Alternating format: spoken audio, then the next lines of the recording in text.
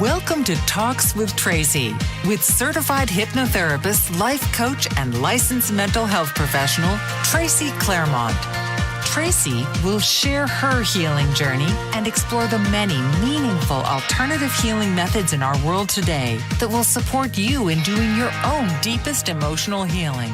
So please welcome the host of Talks with Tracy, Tracy Claremont. Let the suffering end and the healing begin.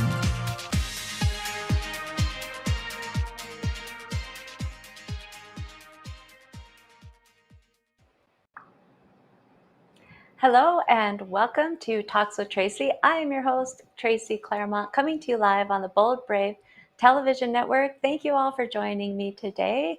And as always, thank you to Bold Brave Television Network for having me. So now, as you may recall, a few weeks ago on Talks with Tracy, number 7, we talked about narcissistic abuse, and we had a beautiful guest on, Ash Benavides. It was so wonderful to have her on. Well, today we're going to once again be tackling this topic, and we are once again going to be talking to our very special guest, Ash Benavides. So first of all, I would just like to, before introducing Ash, I'd just like to lay a little groundwork for our topic of narcissism today. Now, I am a licensed mental health therapist. I don't necessarily have specialized education in narcissism or narcissistic abuse or like any kind of certification or specialized training, but I do have 30 plus years of working as a mental health therapist and working with people who have been in relationship with people who have traits of narcissism and who have been involved with narcissistic abuse. So I've worked with so many people and lots of domestic violence victims, and also, or I like to say survivors. I don't like to use the word victims, but lots of domestic violence survivors, and certainly many people who have been involved in power and control relationships, which often have partners with narcissistic traits. And I will say that just a little of my self-disclosure, which I really love to do, I have a considerable amount of experience with narcissistic abuse myself, so I can really relate to this topic, and I have that kind of personal experience as well. So there's lots of things that I find interesting about narcissism. So I just like to share some things to kind of lay the groundwork for our talk today. One of the things I find interesting is that there are types of narcissism that have been widely accepted. I think there's up to 11 different types, and they're based on traits. There's probably more than that even. So please don't feel like you need to correct me. I'm sure there's many different types, but the 4 most prominent that I have noticed or have knowledge of are let's see, the classical narcissistic trait or type of grandiose narcissism. That's a very common kind of narcissism, and it really involves traits where somebody is very egotistical, arrogant, attention seeking. They just need a lot of validation all of the time. It's like, look at me, I'm so great. That's classic grandiose narcissism. And then there's malignant narcissism, which has all of those traits of the grandiose narcissism, but then it also has a heavy layer of a lack of empathy. These people, they're big and pompous and entitled, and they can often do some really bad things without having much empathy for the people that they victimize. They cheat on their spouses, and they have little consideration for their spouse's experience, or they can even commit criminal acts and really have little remorse. Now, they're not psychopaths. That would be like zero empathy and zero remorse, but they do have some, but very little. So, they're a pretty dangerous type of narcissist and can be really hurtful in relationship. Then there's covert narcissists who, they're kind of like narcissists on the down low. They're the ones who look like they're not narcissists right off the bat. They kind of hide it well, present in a a totally different way, and really get you kind of hooked in relationship, and then the narcissistic traits start coming out, and they really have a heavy flavor of like, woe is me, I'm such a great person and others don't see it, or the world doesn't recognize it, or lots of woe is me and hypersensitivity to criticism. And these are people, when you're in a relationship with them, you can find yourself really wanting to build them up and whatnot, and then some of those other traits start coming out, those behaviors of manipulation and taking advantage of you and whatnot, those behaviors that narcissists do start coming out and can be very painful, but they kind of blame the world for a lot of things. And there's also a mixed type that's kind of a mixture of all of those, and there's many other types as well. So now I'm not trying to talk down about men, but Dr. Ramani, who is a well-known clinical psychologist who is an expert on narcissism, has lots of amazing YouTube videos out there. She talks about how there are more men in the world who are narcissists than women, and she actually puts out a ratio of 80 to 20 for narcissistic men to narcissistic women. And I can kind of understand why that is, because our society really rewards narcissism. Our society conditions men and rewards them for narcissistic kind of traits and whatnot. So, in our society, boys and men, they're not really taught to express feelings and be compassionate and be empathic. And, they're not encouraged to be vulnerable and in touch with their emotional experience and connected in an emotional way to others, in a healthy emotional way. So, and considerable focus is placed on male achievement, right? And our society nurtures and rewards narcissism in males. So not in females so much. Most often, if there's a narcissistic female, then they're kind of put in check, right? They're put in their place. People don't like that. But with men, it's different. So I can kind of understand why it's like this. But I do want to say there's never any reason to abuse or to mistreat other people, whether it's our societal influences or your own personal issues, whatever. There's no excuse for abusing or mistreating people. There just isn't. So, just a few fun facts about narcissism to lay the groundwork for our talk today. So let's just get right into it. Please join me in welcoming my beautiful guest, Ash Benavides, to the show. Good morning, Tracy. Hey, good morning. I was just kind of laying some groundwork for narcissism. I'm sure that a lot of that you're familiar with, and you're doing your emotional healing, right? And this show is all about emotional healing, and you're really doing it in the context of your experience with narcissistic abuse. We talked about that last time you were on the show. You did such a great job of sharing so openly. So maybe you could just give us a little update on how you're doing, what you're doing. I'm doing good. I'm still. Yay! It's I think I don't know if I touched much of it on the last time. It's definitely like a reality check or a hard pill to swallow when you realize that you've spent a chunk of your life, not just having narcissistic relationships, but even my friends. You just sort of touched a little bit that there's a smaller percentage of women than there is men, but they do exist. And Mm-hmm. so there's some stoic moments where I'm like, really? Right, So and that's that having to be honest with yourself, right?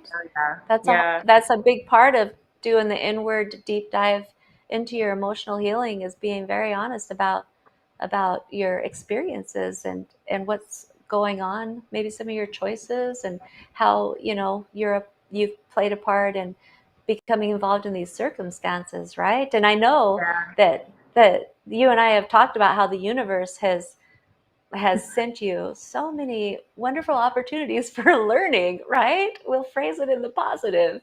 yeah. That's a good way of putting it. with with so many different um, types of people with narcissistic traits, one of the things that I do know about narcissism is that we speak of it in traits as opposed to like some kind of formal diagnosis. That's a whole nother thing, and I could talk about what makes that distinction, but I don't want to like do boring mental health talk. But these are all like traits that are consistent with people who experience narcissism, and what you've had in your life are different people at different times in your life come into Yeah. your life who have had these traits, right? Right. Yes. Yeah. Yeah. Yeah, there's some core traits I look for when I, encounter people, or I like to say, I kind of look at like people that are doing the work and realize they've had a lifelong, for me, it started with my father. So at an early age of narcissistic, being drawn to the narcissist. So there's this sort of storyline I love to drop is like the dance between the empath and the narcissist. Like the empath, this is not Mm. some glorified thing. Empath and narcissists come from the same abuse, essentially, traumatic experiences. And this isn't a very big tree of what those are. They just choose a different path. The narcissist Mm. has an underbelly of anger, and from anger stems manipulation, all these other traits that like make them in what I see as monsters. And the empath is like, gosh, I don't want anyone to ever experience what I just went through. So in a sense, Mm. the empath who can read the room, we also end up being people pleasers. So Mm. I think it's something that when you've had it your whole life, or when you finally realize, and I think that if people are doing that inner work, they can take a step back and trace where this started for them. And then you start to look for things that they all share in common. And yes, there's a wide variety of Mm. narcissists. And there's some key ones that I'd like to point out. One of the things that I really notice is like they never take accountability. A Mm. narcissist, and yes, we're going into traits, and if yes, there's diagnosed. I think in the psych world, there's a lot of misdiagnosis. From what Mm. I've learned, narcissists, if you have NPD, you have 5 or more traits, and that can be tricky because these guys are also master manipulators. The Mm-hmm. biggest thing for me is zero accountability. You bring Mm. anything up to them, they are like, flip it back on you. Well, you did Mm-hmm. this. Well, I did this because you Right. did this. There's no like, gosh, I'm really sorry for X, Y, and Z. Mm-hmm. And like Right. really sitting with that. Huge thing. They all do. Very defensive people. And another thing I've noticed is like, and yeah, like you had attested to, it's kind of our culture. It's really fed into the culture. Um, Mm-hmm. there's this underbelly of negativity. I mean, Mm. they're either in constant drama, constant crisis, constant anger. I mean, it's not a positive way for these folks. And again, across the board, I'm noticing the same things with the different types that I've met in life. And like parts of me likes to explore a relationship with them or friendship to kind of just test what I've learned and maybe understanding Mm. this issue bigger, because I feel like it's a pretty big issue of our time. And then the other third thing that I've noticed with them is they're like very controlling, and Mm. controlling can come in different forms. Whether they want to control another person, when they can't handle over control, there's no sense of surrender with these folks at all. Like Mm. it Yeah, just no does not sense of happen. surrender. Yeah. Mm-hmm. Yeah. And, Wow. there's just this, it's almost like there's these massive walls up with these people that nothing is going to get in there. And this is all just layers, like I'd mentioned in the last show, of suffering. I mean, these people are probably the most empty human beings on the planet because they don't have a solid foundation or a healthy outlook on life. They have nothing in a Mm. toolbox. And I think when we look at like those are the 3 big ones for me, is if you can't take accountability for anything in your life, that Mm-hmm. just sort of sets the stage for everything else to kind of follow. It's and there's so many things that they can offer that once you master learning these traits, and some are good. It takes a minute to Mm. figure it out, but One of the things I always go back to is, and I say this to some people that have reached out to me in general, they're like, how do you know? And I'm like, there's a split second when we meet people. Oh, this feels like a good person. This feels not so sure, right? And in that moment, that's where things go wrong. Is there's that small, minuscule second when we meet people, when we connect to people, when we build these relationships, we're not listening to that primal intuition, or as the saying goes, first impressions are the last, right? When we meet each other, Right. Yeah. So we really it's need not based on to like listen to a show. ourselves. It's based on primal instinct. Nice. I like that. So, I would love to get into, I'd love to talk more about, just make a couple comments about that emptiness that you're talking about, and somebody who has narcissistic traits and how empaths kind of get sucked into healing that or fixing that. But we need to take a commercial break, a brief commercial break. So, we're going to do that now. And when we come back, we will get right back into talking about all of this with you. And, yeah, these great traits, and I know you're going to give some examples of some experiences of your own. So we will be right back. You're watching Talks with Tracy on Bold Brave Television Network. Thanks for joining us. What if there were a super tiny device that could diagnose the brain and is smaller than a single human hair?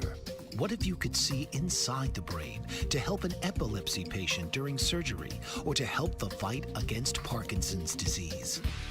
Dr. Patricia Broderick is proud to announce the Broderick Probe, a biomedical and electronic breakthrough. Imagine a probe to help with the understanding and potential cure of brain-related diseases. To learn more, listen live to the Easy Sense radio show with host Dr. Broderick, Wednesdays 7 p.m. Eastern on the Bold Brave Media Network and TuneIn Radio. And to help support the Broderick Foundation, please go to EasySense.com and learn how, with your help, we can fight these horrific brain disorders. That's EasySense.com to learn more and help support the Broderick Foundation. Author, radio show host, and coach John M. Hawkins reveals strategies to help gain perspective, build confidence, find clarity, achieve goals. John M. Hawkins' new book, Coached to Greatness, Unlock Your Full Potential with Limitless Growth, published by iUniverse. Hawkins reveals strategies to help readers accomplish more. He believes the book can coach them to greatness. Hawkins says that the best athletes get to the top of their sport with the help of coaches, mentors, and others. He shares guidance that helps readers reflect on what motivates them, rediscover and assess their core values, philosophies, and competencies, find settings that allow them to be the most productive, and track their progress towards accomplishing goals. Listen to John Hawkins' My Strategy, Saturdays, 1 p.m. Eastern on the BBM Global Network and TuneIn Radio. Welcome back to Talks with Tracy, with me, Tracy Claremont, coming to you live on the Bold Brave Television Network. Excuse me. We are talking to the beautiful and the amazing Ash Benavides today, and she's talking about narcissism and narcissistic abuse. She's going to share some of her own experiences. Now, before the break, she was given a couple examples of really common traits, with one of the most common being is a complete lack of accountability. And you did mention that people who are narcissistic, they really are kind of like an empty shell. They don't know healthy ways to connect and relate with people. And you mentioned the dance of the narcissist and the empath, and you and I have talked before about how really it's less of a beautiful, flowing, graceful dance and more of a shit show, right? When the narcissist meets empath and they come together. But I think it's that that emptiness, or that kind of pulls the empath in, and then one makes it so we want to build them up and whatnot, and then after we really get hooked in, these behaviors really start that are really hurtful in relationship. So yeah, if you could talk a little more about some of those traits, and your experiences, that'd be great. Yeah. So I think like, when you start to realize if you've been a person that seemingly like I do, attract narcissists, it's a thing. You kind of have to go back and see where this comes from. And my foundation started with my dad actually last Mm. year. I finally realized as I was going through some healing with my ex, my recent ex-partner, and the struggle, like the family, I couldn't stand his family. And there was so many things that was just not okay. And the light bulb went off and was like, you come from an enmeshed narcissistic family. And it was just that Mm. stoic moment of like, gross. So we're back up here, and my dad, I haven't seen my dad since I was in my 20s. I'm good on ever seeing him again. Something I've learned about a person who comes from a narcissistic abusive family, especially, that whole no contact applies to family as well. You're done. I Mhm. never For your understood, for own example, protection, right? absolutely, because For you your own fall back into protection. patterns. And Mhm. with my dad, his traits, I mean, even to this day, from what I've understood, like from the ethers, like he still doesn't see he did anything wrong to his children. Mm. His world, again, back to no accountability, very controlling, very manipulative man, Mm. to the point of like, he would use like God as a weapon towards us as kids and have these really Mm. bizarre weekly talks every week, which of course I can't remember half of them. And just something, even as a kid didn't feel right. Like, again, we go back to things Mhm. like, last year is the first time I realized, oh, you ran away 3 times because you were trying to run away from psychological abuse. Because I didn't understand why. No one did. Mhm. They're like, this girl's not being beat. Why is she running away? Um, Mm. and so with him, he was very grandiose. He had a lot of businesses. And another thing I noticed with narcissists, they present their one way to the world. What happens behind closed doors is a whole different thing. Mhm. Um, with my Right. father, he had to the world like successful businessman.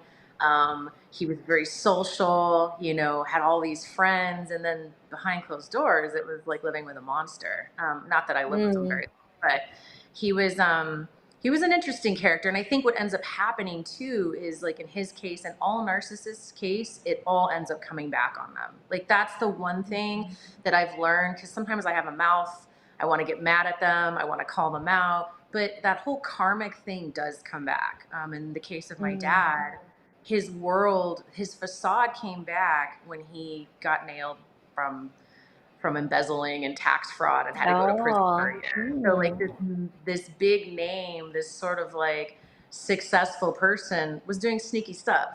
So he got caught. Mhm. Kind of Um, like the malignant narcissist, right? That I yeah, described.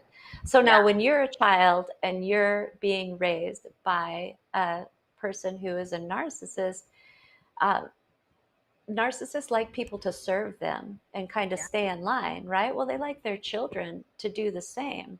So when correct. you step out of line, then there's like hell to pay, right?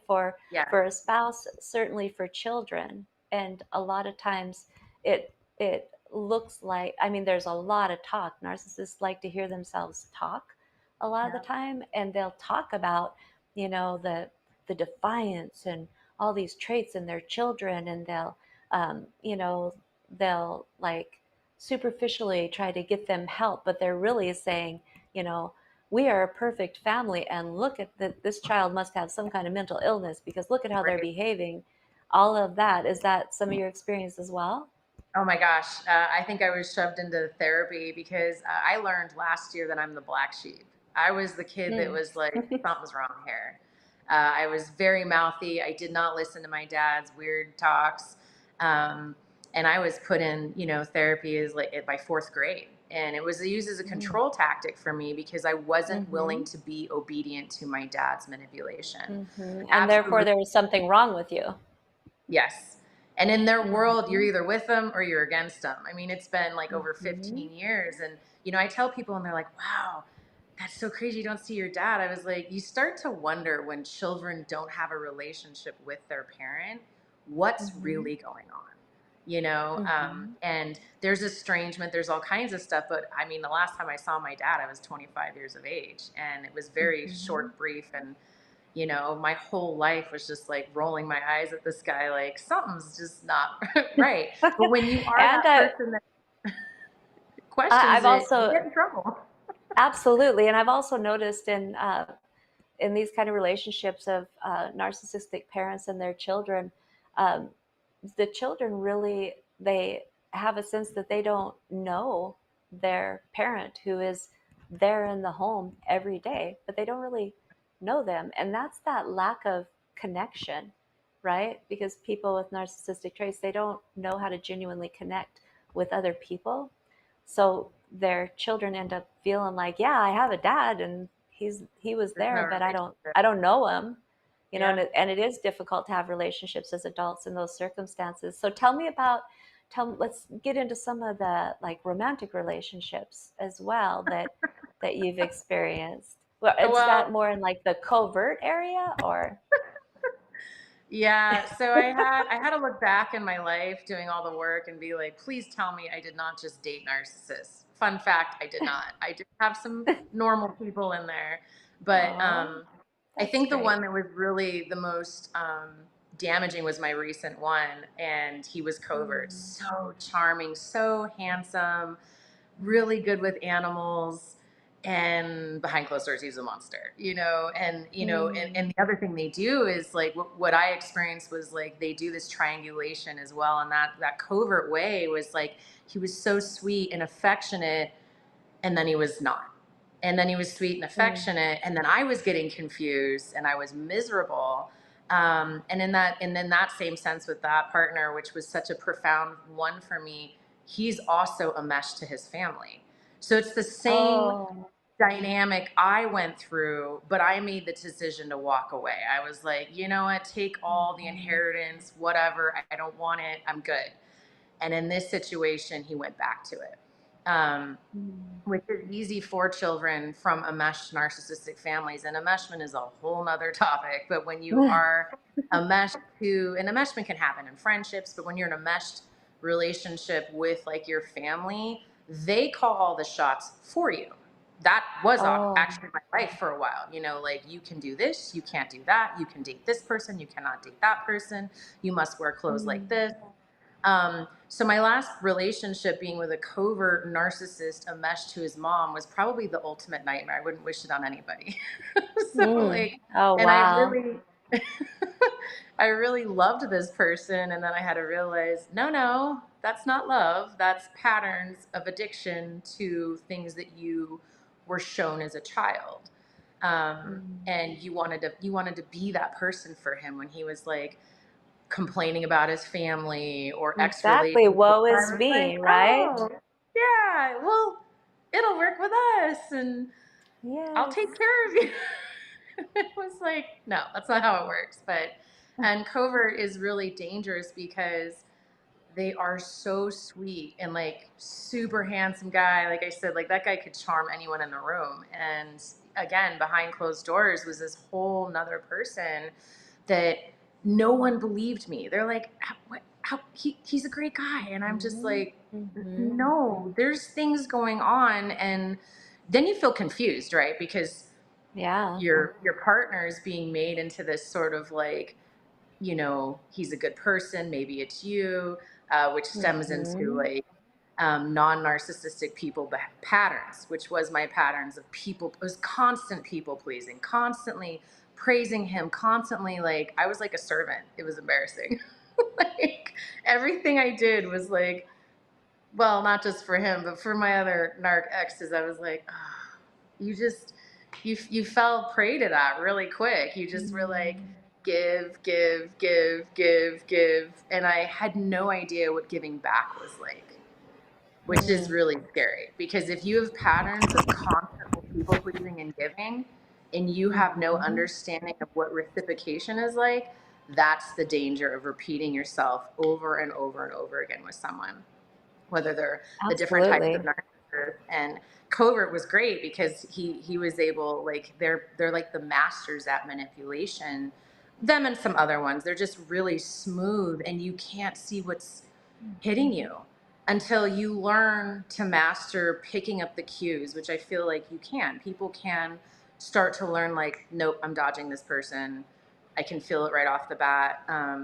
But I didn't do that. And so being with a covert was really probably the most destructive, just because it's not external, and it was Right. really like cuddly, and it's like the cute Yeah. dog you get at the pound, that Right, ends up right. biting And your arm. I've heard so many people who have been in relationships that involve narcissism.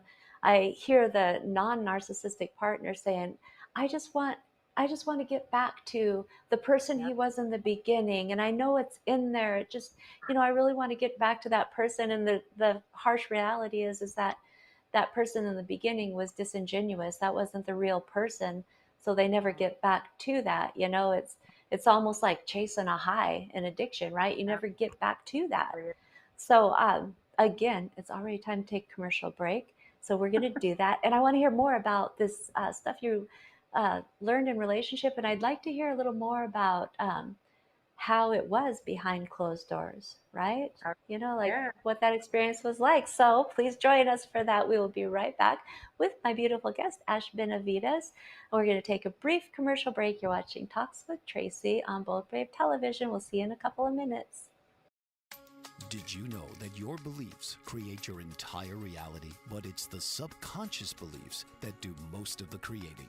Belief shifter and life coach Shiraz can help you identify those limiting beliefs and eliminate them, often in a single session. Like it was almost instant, like I had relief right away. Creating better health, relationships, careers, and finances. Let Shiraz help you step out of safety and into awareness. Definitely something's happening. It's like a flow inside. It feels good. Whether in person or online, Shiraz provides personal coaching, belief shifting. Visit Shiraz at energeticmagic.com or call 416-529-7429.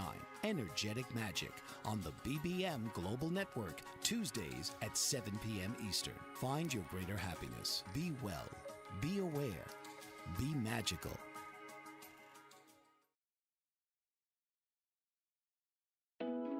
Are you struggling to care for elderly parents or a spouse? Do you wonder if being a caregiver is making you sick? Are you worried about taking time off work to care for elderly parents and balance work, life, and caregiving? Has caregiving become exhausting and emotionally draining? Are you an aging adult who wants to remain independent, but you're not sure how? I'm Pamela D. Wilson. Join me for the Caring Generation radio show for caregivers and aging adults, Wednesday evenings, 6 Pacific, 7 Mountain, 8 Central, and 9 Eastern, where I answer these questions and share tips for managing stress, family relationships, health, well-being, and more. Podcasts and transcripts of the Caring Generation are on my website, PamelaDWilson.com, plus my caregiving library, online caregiver support programs, and programs for corporations interested in supporting working caregivers. Help, hope, and support for caregivers is here on the Caring Generation and PamelaDWilson.com. Welcome back to Talks with Tracy. I'm your host, Tracy Claremont, coming to you live on the Bold Brave Television Network. I'm here today with the incredible Ash Benavides. She is so amazing and so open and telling and sharing her experiences. I just love visiting with you, Ash. It's so nice to have you back, and thank you for returning. Before the break, you were sharing some of your intimate relationship kind of experience, and I had asked if maybe when we come back you can talk a little bit about what it is like for somebody in relationship with a narcissist behind the closed doors. What are some of those kind of experiences that happen? And you were mentioning your relationship with covert narcissist, and I know you laugh, and I feel like it's a little bit embarrassing sometimes when we talk about things that like patterns that we actually fell into. But trust me, Ash, it happens to the best of us. And doesn't matter, I'm a living example, what kind of mental health expertise you have. It is all about emotions and patterns and past experiences. So no need to be embarrassed at all. It happens to the best of us. I think the best thing I could say is like when people get healed, the things they were attracted to starts to look really disturbing. once they Right. realize things. And, it took more than half my life to realize what narcissists were, and going down that rabbit hole was just like a lot of, are you serious? So behind closed doors for an empath or for a non-narcissistic person, I think the biggest thing that happens is we're constantly like, is it me? What am I doing wrong? Then we kind of go into the I'm sorry. I feel like my life was this constant I'm sorry, I'm sorry, I'm sorry, I won't do it again. And then it eloped into people pleasing. Well, And yeah, I'll try harder to make you happy, right? Yes, yes. And, in those times, especially like, gaslighting, that's such a broad term, but like, I can now fast forward to doing so much work and learning so much about a narcissist. I can pick up gaslighting so fast. And some people are really quick, really good at it. But in these dynamics for me, because I didn't know what was happening to me, I took that and blamed myself. So there's a lot of self blame. And the narcissist knows that. I mean, they've done studies where it's sort of like predator prey, which again, back to that shit show dance, because who wants to be a victim? I don't, and then who wants to be the person that's constantly being chased by the lion? But that again had to go back, in my case, all the way back to childhood. I mean, even though I ran away, there was conditioning in formative years with my father. So I think like that self-doubt, huge self-doubt. You basically live in a world of constant confusion. I mean, that was Right. sort of my motto in life. Yeah, I have had so many people come to therapy and who have a narcissistic partner, and they'll talk about, or they will present as confused. And one of the things that they say so often is, am I actually the narcissist? And I always tell them, if you're in my office and you're sitting on my couch and you're asking me if you are a narcissist, you are not a narcissist. That is not Yeah, something narcissists do. Right? You right. are And I being think gaslighted. non-narcissists are self-aware. I mean, Mm-hmm. there's so many situations now I can use as an example. Like, one of my physical therapists after my head injury was like, I've never had anyone so self-aware as you. Like, I'm a person, probably because hyper vigilant, which is, again, these are all things that aren't cool. They're actually from trauma. So I'm very sensitive, but I'm also just like, in the moment, I believe we all understand if we're making a choice, right? We can make a Right, choice to run right. a red light or stay at the red light. It's same Mm-hmm. with behavior. And self-accountable people, it doesn't matter to us to be like, hey, Tracy, I'm really sorry if I offended you. I'm going to work on that. Sometimes I can come off like a real bitch. Could be because I hit my head a couple times. People that are actually aware about themselves, they're okay admitting fault. They're okay changing Correct. behavior. Mm-hmm. Whereas a Yeah. narcissist, instantly your fault. I mean, there's Right. So no, now, did you say in the very beginning that you've even experienced this, or the universe has even sent you learning opportunities in the way of friendships? yes, yes. I think one of the biggest things recently was like, I had a moment, and then someone from my college kind of confirmed it. I had this moment where I was like, I think I went to a private university full of narcissists. Oh crap. And I was on Oh. student loans, and I was constantly like, I was always the girl. I called myself a trash can. It sounds awful. Everyone dumped their problems on me, and I was always fixing them and people pleasing. That's what I was doing. Mm-hmm. And then the narcissistic girlfriends I had, whoo, I mean, I think guys can be rough, but the minute you put up a boundary with a woman, oh, it's Mm. game over. It's It's like on, they're out huh? for blood. And so I broke up with one friend of like over 15 years, and that did not go well. They also like hover. That one was hovering recently in like a group text, and one of my friends is like, hey, this person sent a message to our group text. I was like, yeah, block her. I did. It just, you have to, because they will constantly, Mm-hmm. I like to use the word nag or stalk. I mean, it's bizarre behavior. But Hmm. yes, my couple girlfriends And were, is is that because they are so sensitive to rejection? I mean, because they have grandiose features sometimes, like, how could you do that to me? And trying to So get at you so that you can admit that you were wrong and they can regain their relationship, their powerful standing in your life again. Is that what that's all about? yeah, I think they're empty shells. So Okay, I that's kind of yeah. went into a little bit about mirroring, not too much. My Mm-hmm. ex did it. I had a recent friend. I used to think that, oh, these people like me and they want to be me, which is weird. And that's mirroring, Now I know what right? that is, mirroring. Yeah, Okay. they're taking your identity. They're taking Mm. your resources. They want everything. Because I was always the girl that was like, oh, I got a friend that can do this. I know a good farrier. I'm always a girl that has resources. I find them. I'm talking to strangers. I hustle. So people that don't have a personality or have anything to them, they're like an empty shell. I'm what they Mhm. call grade A supply. Grade A supply is you Oh. can get everything from this person. You can gain Mhm. skills, resources, quotes. For years, I'm like, why is this person stealing my quote? Like, why are they like dressing like me? Mm. It's And because, this is girl, you like the hang out world with narcissists. of horsemanship, right? Or from, you said farrier Oh, and God. whatnot. Yeah. People might not know what that means. It's like, um, well, you describe what that is. So one of the biggest ones is I have horses and I train Mm-hmm. horses and I breed horses. I am a grade A supply for people that want to be Beth Dutton on Yellowstone. They love it. They just want to learn everything. They want to soak it up. Mm-hmm. A farrier is someone that trims the feet of a horse. Uh-huh. And so, in my ex's case, he wanted, he actually, I know Toby Keith just died, but he always saying I Oh. should have been a cowboy, and it drove me nuts because he was obsessed with my lifestyle.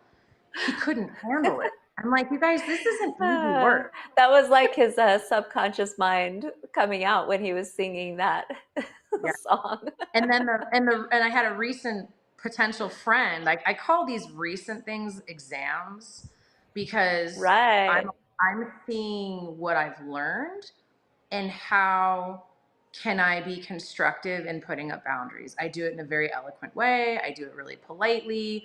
The recent friend, the love bombing was like, we're sisters and we're going to do all Mm. these things together, which Right. quickly And evolved common to, interests and yeah. uh-huh. But when you start to pay attention, they're actually just picking up your interests. And then, for example, you can quote something or say something. I'll give an example.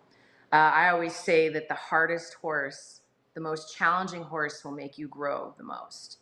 3 days later, this person took that quote and was trying to text me that. And I was like, wait a minute. And this person also, when I would put up boundaries of like, here's an Mm. example.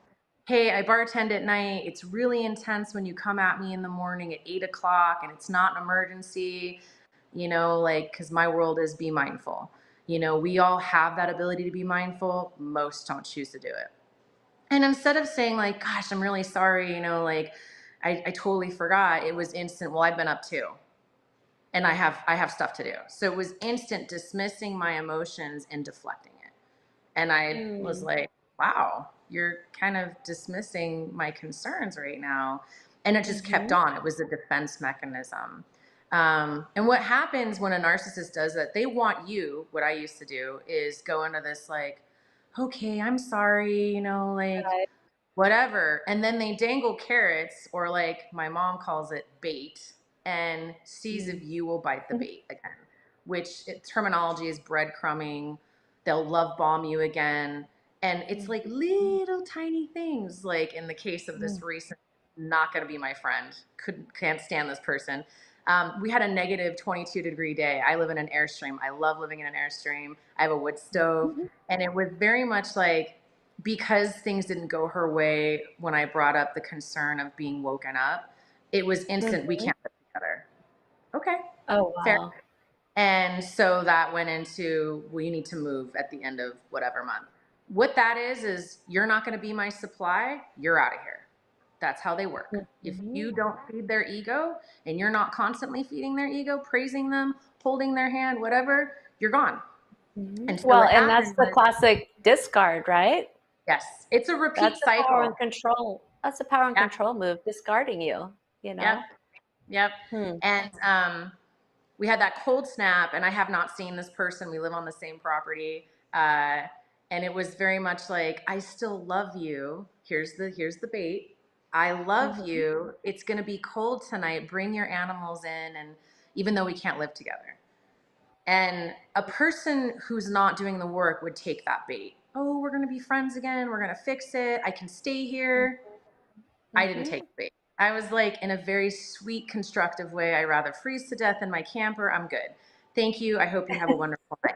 So, which really pisses them off. Like, one of the things I've learned, because I'm still on a property with a narcissist, is they're just angry all the time. Like, there's not a drop of happiness. Like, if you like watch Oh, them, they're just huffing and puffing, and they're not happy people, and they're very empty. They just radiate this sort of emptiness. And once you're aware of these narc traits, you see it. You're like, oh, yikes. yes. So I have repeated your statement from our very first show together where you had said once you become aware, you can't be unaware. Once you see it, you can't unsee it. I have Yeah. quoted you several times, and that is exactly what you're talking about, and I love that. So we're going to take another brief commercial break. When we come back, we're going to kind of have some final words from you and some final advice to viewers. And thank you so much again for all this incredible sharing. I just love talking to you. So yeah, you're watching Talks with Tracy with me, Tracy Claremont, and the beautiful Ash Benavides. Please join us after the break. We will see you in a couple of minutes. What if there were a super tiny device that could diagnose the brain and is smaller than a single human hair? What if you could see inside the brain to help an epilepsy patient during surgery or to help the fight against Parkinson's disease? Dr. Patricia Broderick is proud to announce the Broderick Probe, a biomedical and electronic breakthrough. Imagine a probe to help with the understanding and potential cure of brain-related diseases. To learn more, listen live to the Easy Sense radio show with host Dr. Broderick, Wednesdays 7 p.m. Eastern on the Bold Brave Media Network and TuneIn Radio. And to help support the Broderick Foundation, please go to EasySense.com and learn how, with your help, we can fight these horrific brain disorders. That's EasySense.com to learn more and help support the Broderick Foundation. Author, radio show host, and coach John M. Hawkins reveals strategies to help gain perspective, build confidence, find clarity, achieve goals. John M. Hawkins' new book, Coached to Greatness, Unlock Your Full Potential with Limitless Growth, published by iUniverse. Hawkins reveals strategies to help readers accomplish more. He believes the book can coach them to greatness. Hawkins says that the best athletes get to the top of their sport with the help of coaches, mentors, and others. He shares guidance that helps readers reflect on what motivates them, rediscover and assess their core values, philosophies, and competencies, find settings that allow them to be the most productive, and track their progress towards accomplishing goals. Listen to John Hawkins' My Strategy, Saturdays, 1 p.m. Eastern on the BBM Global Network and TuneIn Radio. Welcome back to Talks with Tracy on Bold Brave Television Network. We have been talking today with the incredible, the amazing, the beautiful Ash Benavides. I just absolutely love talking to you, Ash, because you're so open and so willing to share. And you know, you did say earlier that doing this deep dive inward, doing the emotional healing, at times it can be a pretty tough pill to swallow. I think those were your words. It's not an easy process, but it's just such an important process, because on the other side is, that fulfillment, being your own authentic, genuine self, and not having to people please and compromise your integrity and all of these things that come with being in relationships with narcissists, right? And yeah, I am so happy that you have developed your awareness and you're practicing, being in healthy relationships now, and you're aware. And you kind of said that sometimes you still fall into these test patterns, right? But Yeah. you recognize things much more quickly. So what would you what would you say to people who are in this process as well, or listening to this and saying, "Oh my gosh, I'm with a narcissist." I think if a person's out there and I think there's a lot of people, whether it's male or female, if you're in a narcissistic abusive relationship, taking the steps to get out of it's first huge and foremost. I think if you're a person like me that was constantly people pleasing, you have to find a way to stop. You have to start exercising your boundaries in a polite way, which no matter what you do will make them angry. And I think like ultimately what I would tell people is like, if you don't think you can get out of it, you can. I am going into my 40s and have spent my entire life dancing with these people, dating these people, best friending these people, and now I'm not. It was a huge breakup, I think, across the board. And I think once you start to recognize that you have the strength to end patterns, anything's possible. And the Right. And keys I I love would your share. commitment to that. Oh, it's huge commitment. It's huge. It's like some people are like, "Why are you in therapy?" I'm like, "Why are we not all in therapy?"